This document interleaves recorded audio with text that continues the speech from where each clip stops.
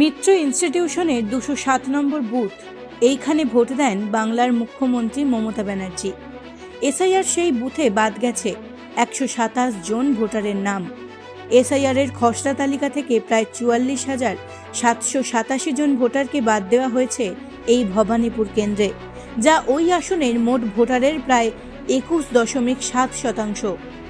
নির্বাচন কমিশনের তথ্য অনুসারে 2025 সালের জানুয়ারি পর্যন্ত ভবানীপুরে মোট 2,06,295 জন ভোটার ছিলেন, যেখানে খসড়া তালিকায় মাত্র 1,61,509 জনের নাম রয়েছে। এখন প্রশ্ন, 26শে ভোটে কি হতে পারে এই বিধানসভায়? ভবানীপুর বিধানসভা কেন্দ্রকে রাজনীতির ভাষায় অনেকেই মিনি ভারতবর্ষ বলে থাকেন। কলকাতার এই কেন্দ্রটিতে যেমন রয়েছে বহু ভাষাভাষী মানুষ, তেমনই রয়েছে বিভিন্ন সম্প্রদায়, শ্রেণী ও পেশার মানুষের মেলবন্ধন।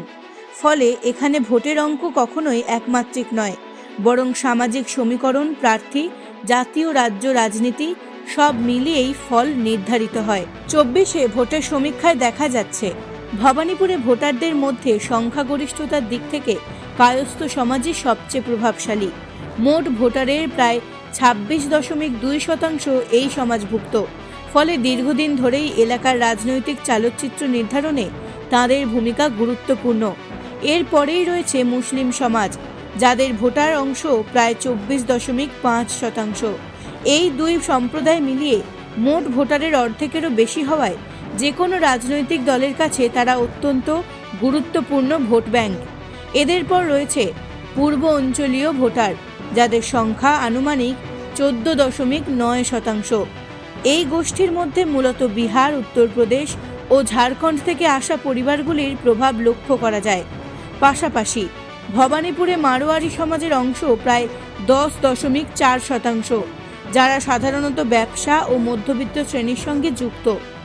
তুলনায় ব্রাহ্মণ সমাজের ভোটার সংখ্যা কম হলেও প্রায় 7.6% নিয়ে তারাও এলাকার সামাজিক রাজনৈতিক কাঠামোর একটি অংশ। এই বৈচিত্র্যময় সামাজিক বিন্যাস ভবানীপুরকে রাজনৈতিক দিক থেকে জটিল ও আকর্ষণীয় করে তুলেছে। ভবানীপুরে দলগত আধিপত্য সময়ের সঙ্গে বদলেছে। 2014 সালের লোকসভা নির্বাচনে বিজেপি এখানে লিড নেয়। বিজেপি প্রার্থী তথাগত রায় তৃণমূলের সুব্রত বক্সিকে মাত্র 176 ভোটে হারান।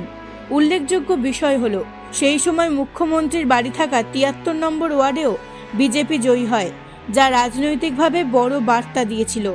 2019 লোকসভা নির্বাচনে চিত্র কিছুটা বদলায়। তৃণমূল কংগ্রেস সামগ্রিকভাবে এগিয়ে থাকে এবং প্রার্থী মালা রায় প্রায় 3,500 ভোটে জয়ী হন। তবে বিজেপি এখানেও নিজেদের শক্তি ধরে রেখে 6টি ওয়ার্ডে লিড নেয়। 2021 বিধানসভা নির্বাচনে তৃণমূল কংগ্রেস ভবানীপুরে বড় জয় পায়। তৃণমূল প্রার্থী শোভনদেব চট্টোপাধ্যায় বিজেপির রুদ্রনীল ঘোষকে 28,000-এরও বেশি ভোটে হারান। একই বছরে হওয়া উপনির্বাচনে মুখ্যমন্ত্রী মমতা বন্দ্যোপাধ্যায় 8টি ওয়ার্ডেই জয় পান, যা ভবানীপুরে তৃণমূলের সাংগঠনিক শক্তিকে আরও স্পষ্ট করে। সবশেষে 2024 লোকসভা নির্বাচনে তৃণমূল এখানে 6,334 ভোটে এগিয়ে থাকলেও বিজেপি আবারও 5টি ওয়ার্ডে লিড নিতে সক্ষম হয়। অর্থাৎ লোকসভা স্তরে বিজেপির ভোট ভিত্তি এখনও যথেষ্ট শক্ত। সমস্ত তথ্য বিশ্লেষণ করে দেখা যাচ্ছে, লোকসভা নির্বাচনের ক্ষেত্রে ভবানীপুরে বিজেপির লড়াই আগের তুলনায় অনেকটাই জোরদার হয়েছে, বিশেষ করে শহরের মধ্যবিত্ত শ্রেণী ও নির্দিষ্ট কিছু ওয়ার্ডে। তবে বিধানসভা নির্বাচনের প্রেক্ষাপটে এখনও তৃণমূল কংগ্রেস স্পষ্টভাবে এগিয়ে রয়েছে। এবার ভবানীপুর আসন জয়ের লক্ষ্যে বিজেপি বিভিন্ন রাজ্য সংগঠনের নেতাদের সক্রিয়ভাবে কাজে লাগাচ্ছে।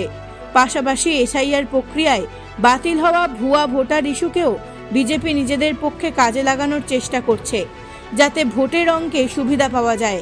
তবুও শক্তিশালী সংগঠন কাঠামো, সংখ্যালঘু ও কায়স্থ ভোট ব্যাংকের বড় অংশ এবং মুখ্যমন্ত্রীর ব্যক্তিগত প্রভাব, এই 3টি বিষয় মিলিয়েই ভবানীপুরে তৃণমূল কংগ্রেসের মূল শক্তি হয়ে রয়েছে।